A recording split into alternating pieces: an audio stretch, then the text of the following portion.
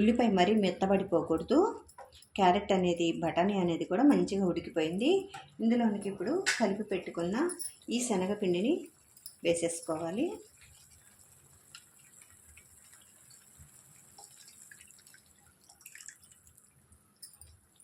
ఒకసారి కలిపేసుకొని మూత పెట్టేసుకొని ఒక 5 నిమిషాలు ఉడికించుకోవాలి.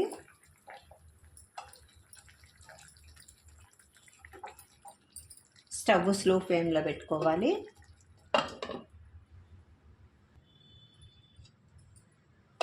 ఈ విధంగా ఉడికితే సరిపోతుంది. ఇందులోనికి ముందుగా ఉడకబెట్టి పెట్టుకున్న ఆలుగడ్డను వేసేసుకోవాలి.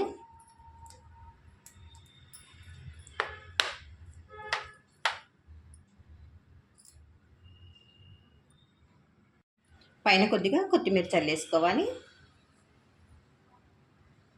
రెడీ అయిపోయిందండి. సులువుగా, ఈజీగా, టేస్టీగా పొంగే పూరీలోనికి కమ్మటి పూరీ కూర అండి.